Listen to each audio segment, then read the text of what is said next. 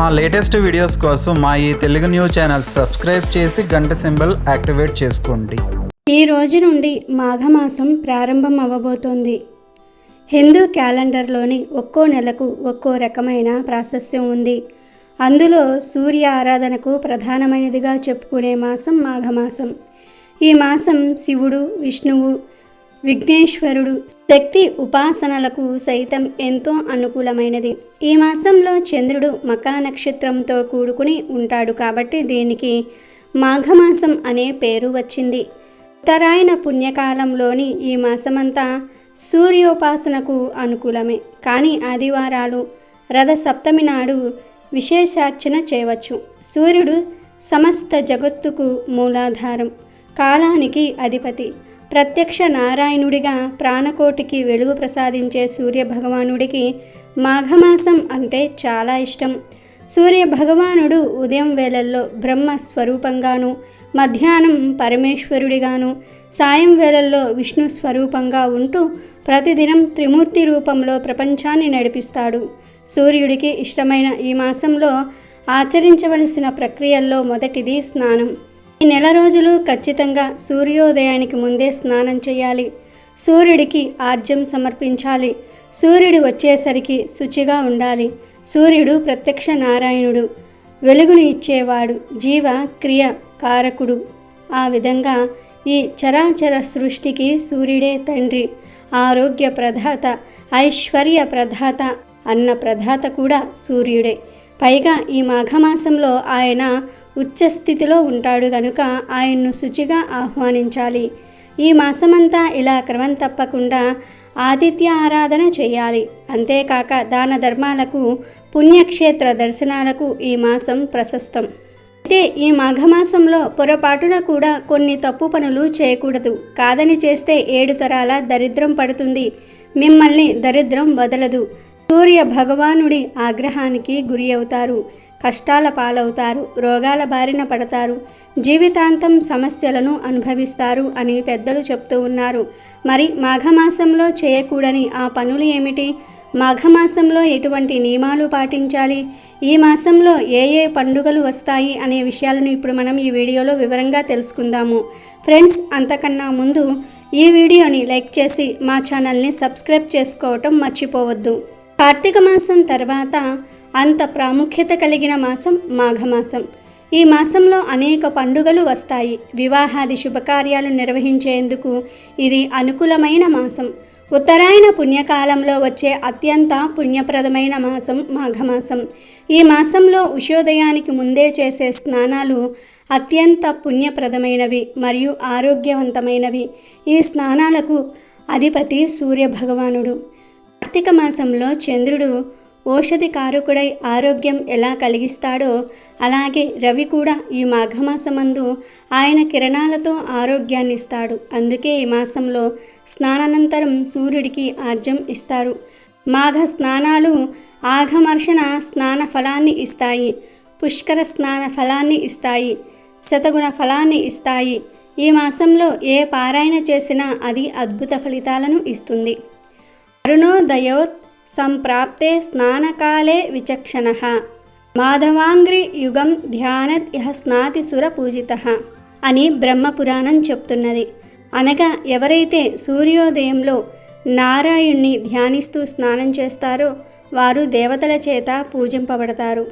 ఇక నక్షత్రాలు ఉండగా స్నానం చేయటం ఉత్తమం, లేనప్పుడు చేయటం మధ్యమం, సూర్యోదయం తదుపరి చేస్తే అధమం అని శాస్త్రం చెప్తోంది. పుష్య బహుళ అమావాస్య నుండే మాఘ స్నానాలు మొదలు పెట్టాలి. ఈ మాసంలో ముఖ్యంగా సూర్యుడు మకర రాశిలోనికి ప్రవేశించినప్పటి నుంచి ఉదయకాలపు స్నానాలు చేయటం ఓ వ్రతంగా ఉంది. మాఘమాసంలో ఎవరికి వారు వీలున్నంతలో నది, చెరువు, మడుగు, కొలను, బావి, చివరకు చిన్న నీటి పడియలలోనైనా సరే స్నానం చేస్తే ప్రయాగలో స్నానం చేసినంత పుణ్యఫలం అబ్బుతుంది. చలికి భయపడక ఉదయాన్నే నది స్నానం చేయటం సర్వోత్తమం. మాఘమాసంలో వచ్చే నోములు, పండుగలు చాలా ఉన్నాయి. వాటిల్లో మాఘ ఆదివారాలు చాలా గొప్పవి. మాఘమాసంలో శుద్ధ విదియ నాడు బెల్లము, ఉప్పు దానం చేయటం మంచిది. దీంతో పాటు పార్వతీ పూజ, లలితా వ్రతం, హరతృతీయ వ్రతం చేస్తూ ఉంటారు. శుద్ధ చవితిన చమా పూజ, వరదగౌరీ పూజ, గణేష పూజ చేయటం, మొల్ల పూలతో శివపూజ చేయటం ఆచారంలో ఉంది. ఈ చవితి నాడు చేసే తిలదానానికి గొప్ప పుణ్యఫలం వస్తుందని పెద్దలు చెప్పారు. శుద్ధ పంచమిని శ్రీ పంచమి అని అంటారు. ఈ రోజున సరస్వతి పూజ చేయటం విశేష ఫలప్రదం. దీన్నే కొన్ని ప్రాంతాలలో వసంత పంచమి, రతికామ దహనోత్సవం అనే పేరున జరుపుకుంటూ ఉంటారు. శుద్ధ షష్ఠిని విశోక షష్ఠి అని, మందార షష్ఠి అని, రామ షష్ఠి అని, వరుణ షష్ఠి అని కూడా అంటారు. ఈ రోజున వరుణదేవుణ్ణి ఎర్రచందనం, ఎర్రని వస్త్రాలు, ఎర్రని పుష్పాలు, ధూప దీపాలతో పూజించాలి. శుద్ధ సప్తమిని రథసప్తమి అని అంటారు. ఈ రోజున సూర్య జయంతిని జరుపుకుంటూ ఉంటారు. రథసప్తమి వ్రతం ఎంతో విశేషమైనది. అష్టమి నాడు భీష్మాష్టమి చేస్తారు. కురు వృద్ధుడు భీష్ముడికి తర్పణాలు విడవడం ఈనాటి ప్రధానాంశము. నవమి నాడు నందినీదేవి పూజ చేస్తారు. దీన్నే మధ్వ నవమి అని అంటారు. ఆ తర్వాత వచ్చే ఏకాదశికి జయ ఏకాదశి అని పేరు. దీన్నే భీష్మ ఏకాదశి అని కూడా చెప్తూ ఉంటారు. కురు వృద్ధుడు భీష్మాచార్యుడు మరణించిన సందర్భం గుర్తుకు తెచ్చుకుంటారు.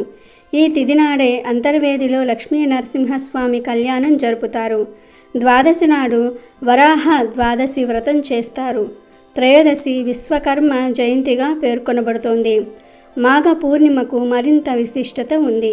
ఈ రోజున కాళహస్తిలో స్వర్ణముఖి నదిలో స్నానం చేయటము, ప్రయాగ త్రివేణి సంగమంలో స్నానం చేయుట విశేష ఫలప్రదాలు. సతీదేవి జన్మించిన అతిగా మాఘ పూర్ణిమను చెప్తూ ఉంటారు. మాఘమాసంలో వచ్చే కృష్ణ పాడ్యమి నాడు సౌభాగ్య ప్రాప్తి వ్రతం చేస్తారు. కృష్ణ సప్తమి నాడు సర్వాప్త సప్తమి వ్రతం, సూర్య వ్రతాలు జరుపుకుంటారు. అష్టమి నాడు మంగళ వ్రతం చేస్తూ ఉంటారు. కృష్ణ ఏకాదశిని విజయ ఏకాదశి అని, రామసేతు నిర్మాణం పూర్తి అయిన రోజును గుర్తు చేసే తిథి అని చెప్తూ ఉంటారు. కృష్ణ ద్వాదశి నాడు తిల ద్వాదశి వ్రతం జరుపుతూ ఉంటారు. మాఘ కృష్ణ త్రయోదశి ద్వాపర యుగానిధిగా పేర్కొంటారు. మాఘ కృష్ణ చతుర్దశి నాడు మహాశివరాత్రి పర్వదిన వ్రతం జరుపుతూ ఉంటారు. మాఘమాసంలో చివరిదైన కృష్ణ అమావాస్య నాడు పితృ శ్రాద్ధం చేయటం అధిక ఫలప్రదమని పెద్దలు అంటూ ఉంటారు. ఇలా మాఘమాసంలో ఎన్నెన్నో వ్రతాలు, పర్వదినాలు వివిధ దేవతలను ఉద్దేశించి జరుపుకోవటం కనిపిస్తుంది. అందుకే ఈ మాసానికి తొలినాళ్ల నుంచి అంత విశిష్టత ఉంది. మాఘమాసంలోని సూర్యకిరణాలలో విపరీతమైన శక్తి ఉంటుంది. విటమిన్ డి కూడా అధికంగా ఉంటుంది. మామూలు రోజుల్లోనే సూర్యకిరణాల్లో విటమిన్ డి ఉంటుంది. అది కూడా మంచిదని మన అందరికీ తెలుసు. అందుకే అప్పుడే పుట్టిన పిల్లల శరీరానికి నూనె రాసి కాసేపు ఎండలో ఉంచేవారు. అలా ఉంచటం వలన ఆ బిడ్డ చాలా చురుకుగా ఉంటాడని నమ్ముతూ ఉంటారు. మామూలు రోజుల్లో కన్నా మాఘమాసంలో సూర్యశక్తి అధికంగా ఉంటుంది. కనుక ఈ మాఘమాసంలో ఉదయాన్నే లేచి స్నానం చేసి సూర్యుడికి ఆర్జ్యం వదలాలి. మాసమంతా చేయలేని వారు కనీసం మాఘ ఆదివారాలలో అయినా సరే ఇలా చేయాలి. ఇక ఈ మాఘమాసంలో పొరపాటున కూడా కొన్ని తప్పు పనులు చేయకూడదు. తెలియక ఈ పనులు చేస్తే 7 తరాల దరిద్రం పడుతుందని శాస్త్ర పండితులు చెప్తూ ఉన్నారు. మరి మాఘమాసంలో చేయకూడని మొదటి పని ఏమిటి అంటే, మాఘమాసంలో వచ్చే ఆదివారాలలో క్షవరం చేయించుకోకూడదు, గోర్లు కత్తిరించకూడదు. ఈ విషయం చాలామందికి తెలియక ఆదివారం సెలవు రోజు కనుక తీరిగ్గా ఆదివారం పూటే క్షవరం చేయించుకుంటూ ఉంటారు, గోర్లు కట్ చేసుకుంటూ ఉంటారు. మామూలు ఆదివారాల్లో ఈ పనులు చేసినా పర్వాలేదు, కానీ మాఘ ఆదివారాలలో మాత్రం ఎట్టి పరిస్థితుల్లోనూ క్షవరం చేయించుకోకూడదు, గోర్లు కత్తిరించకూడదు, దరిద్రం పడుతుంది. అలాగే ఈ మాఘమాసంలో భార్యాభర్తలు దూరంగా ఉండాలి, శారీరకంగా కలవకూడదు. కాదని మాఘమాసంలో భార్యాభర్తలు సంగమిస్తే ఫ్యూచర్లో అనేక కష్టాలను అనుభవించాల్సి వస్తుంది.